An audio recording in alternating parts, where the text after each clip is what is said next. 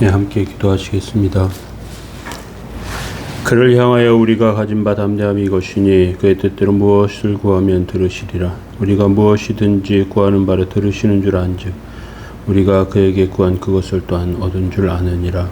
거룩하신 하나님, 주님의 은혜와 도우심에 감사합니다. 연약한 저희들의 영혼과 삶의 복과 은혜를 도와주시고 하나님 세우시고 인도하시는 복되 귀한 삶 되게 하옵소서. 이 시간에 영혼들을 세우시고 심령들을 온전케 하시며 하나님의 뜻과 은혜 아래 서게 하여 주옵소서. 도우시고 함께 하시기 원합니다. 예수님의 이름으로 기도합니다. 아멘.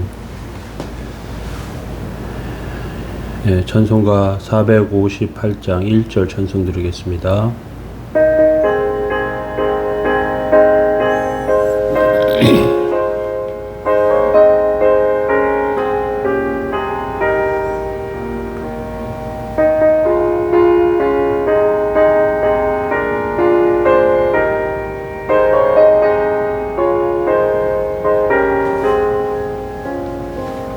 너의 마음에 슬픔이 가득 찰 때 주가 위로해 주시리라. 아침 해같이 빛나는 마음으로 너 십자가 지고 가라. 참 깊은 마음으로 십자가 지고 가라. 내가 기쁘게 십자가 지고 가면 슬픈 마음이 위로받네. 아멘. 시편 85편 4절에서 8절까지 말씀 보시겠습니다. 우리 구원의 하나님이여, 우리를 돌이키시고 우리에게 향하신 주의 분노를 거두소서. 주께서 우리에게 영원히 노하시며 대대에 진노하시겠나이까. 주께서 우리를 다시 살리사 주의 백성이 주를 기뻐하도록 하지 아니하시겠나이까. 여호와여, 주의 인자하심을 우리에게 보이시며 주의 구원을 우리에게 주소서. 내가 하나님 여호와께서 하실 말씀을 들으리니 무릇 그의 백성 그의 성도에게 화평을 말씀하실 것이라. 그들은 다시 어리석은 대로 돌아가지 말지로다. 아멘. 포로되었다가 돌아온 이스라엘 백성들, 하나님께서 그들을 지키시고 인도하심을 기억하게 됩니다. 특별히 하나님께서는 정의로우시지만 사랑이 많으십니다. 그래서 정의와 사랑이 함께 공존하며 우리를 대하십니다. 그 하나님께 포로되었던 이유는 하나님의 백성이 하나님의 뜻 안에서 벗어나서 죄 가운데, 우상 가운데 빠져들 때 그들은 이방의 포로가 되었고, 그들이 회개하고 돌이킬 때 그들이 회복되었습니다.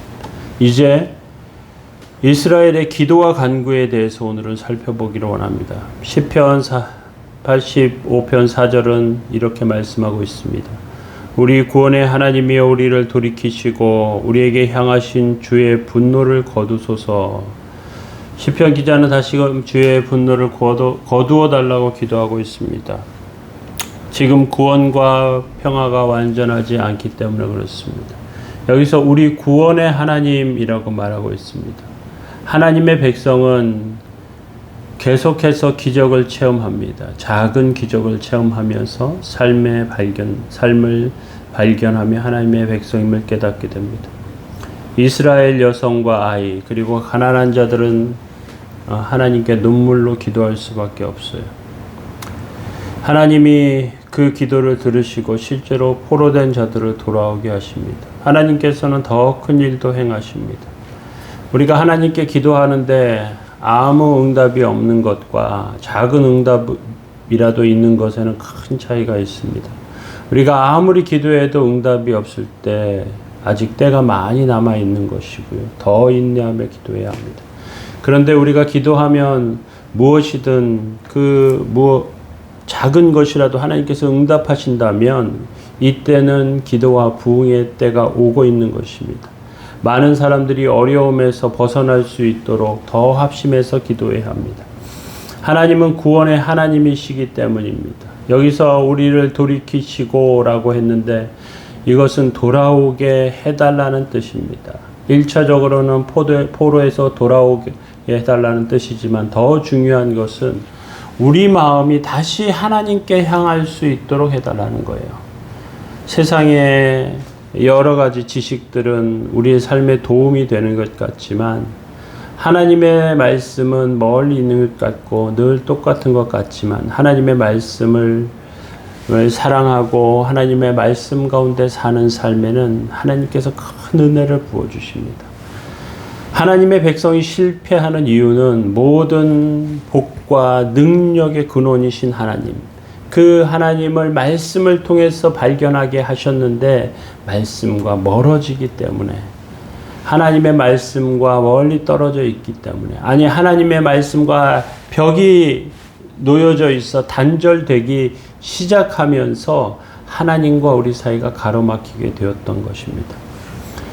말씀을 잃은 백성은 능력을 잃은 백성이 됩니다. 말씀을 잃은 백성은 하나님의 역사를 잊어버린 백성이 됩니다. 모든 세대에 걸쳐서 하나님의 백성에게 중요한 것입니다.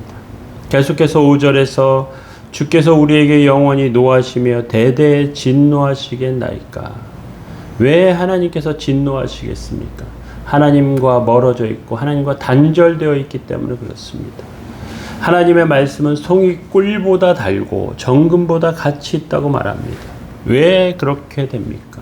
그런 이유가 무엇입니까? 말씀을 바로 알고 말씀을 해석하고 말씀을 묵상하고 말씀이 삶을 통해서 튀어나올 때 이것이 가능한 것입니다. 하나님의 말씀은 딱딱해 보이고 엄해 보이고 그리고 지금 우리가 살고 있는 세상과 삶과 아무 연관이 없는 것 같이 그렇게 느끼는 사람이 있지만 말씀을 묵상하면 묵상할수록 송이꿀의 달콤함이 그 안에 있고요. 정금과 같은 귀중함이 그 안에 있습니다. 그래서 말씀을 사랑하게 되는 것이죠. 때문에 하나님의 말씀을 억지로 먹게 하고 억지로 드리는 종교 행위는 효과가 없어요. 그럼에도 불구하고 감사함으로 기뻐함으로 또 하나님께 나오는 하나님께서 주시는 은혜를 생각하며 주 앞에 나오는 것이 얼마나 귀한 일인지 모릅니다. 말씀을 잘 해석하고 삶에 적용하며 놀라운 일들이 일어납니다. 사람들 사이에 분노가 사라지고요. 구원의 역사와 은혜를 깨닫게 됩니다. 계속해서 6절에 이렇게 말씀합니다. 주께서 우리를 다시 살리사 주의 백성이 주를 기뻐하도록 하지 아니하시겠나이까. 여호와여 주의 인자하심을 우리에게 보이시며 주의 구원을 우리에게 주소서. 내가 여호와께서 하실 말씀을 들으리니 무릇 그의 백성 그의 성도들에게 화평을 말씀하실 것이라. 그들은 다시 어리석은 대로 돌아가지 말지어다. 이렇게 말씀하고 있습니다. 말씀 가운데 살고 세워진 심령 가운데 하나님께서 놀라운 은혜를 주십니다. 주의 인자하심은 회개하는 죄인에 대한 한없는 사랑을 보여줍니다. 많은 죄를 짓고 엄청난 죄 가운데 돌이킬 수 없을 것 같지만 하나님께서는 회개하는 백성을 도우십니다. 하나님은 죄를 짓고도 잘난 척하는 자들을 아주 싫어하십니다. 죄를 지었는데도 그 죄에 대해서 무감각하고 또 그 죄의 결과로 많은 사람들에게 고통과 어려움들이 찾아왔음에도 그것을 의미 없는 것처럼 생각하면서 자기 마음대로 행동하는 그러한 자들 하나님께서는 두고 보시지 않습니다. 분명한 하나님의 진노가 그 안에 임하게 됩니다. 하나님의 백성은 죄 때문에 하나님 앞에 나갈 수 없지만 그리스도 예수를 의지하여 긍휼히 여기시는 그 하나님을 생각하며 하나님 도우소서, 하나님 긍휼히 여기소서 하면서 서게 되는 것이죠. 우리가 하나님 앞에 담대히 설 수 있는 이유는 그의 뜻대로 그의 은혜 아래에 서서 구하면 하나님께서 들으신다는 사실이에요. 기도와 그 기도에 대한 응답은 하나님께 간절히 사모하는 그 심령 가운데 있고 절박한 영혼으로 하나님 앞에 서는 것 가운데 있습니다. 우리는 더 이상 낙심하지 말고 낭망하지 말고 하나님의 은혜를 구하는 복되고 귀한 삶 다 되시길 예수 그리스도의 이름으로 축원합니다. 기도하시겠습니다. 그를 향하여 우리의 가진 바 담대함이 이것이니 그의 뜻대로 무엇을 구하면 들으심이라. 우리가 무엇이든지 구하는 바를 들으시는 줄 안즉 우리가 그에게 구한 그것을 얻은 줄 또한 아느니라. 거룩하신 하나님, 연약한 종들에게 은혜 내리시고 곤고한 가운데 하나님 도우시며 어려움과 궁핍과 곤란함 가운데 하나님을 구할 수밖에 없사오니 주여 도우소서, 주여 치료하소서, 주여 회복시키시고 주여 세워주옵소서. 하나님의 은혜로 서게 하시며 하나님의 거룩함으로 살게 하여 주옵소서. 오늘도 지키시고 인도하시길 원합니다. 주의 뜻과 은혜 가운데 서게 하여 주옵소서. 주의 도우심과 은혜를 구합니다. 감사드리며 예수님의 이름으로 기도합니다. 아멘. 연약한 성도들을 위해서 함께 기도해 주시기 바랍니다.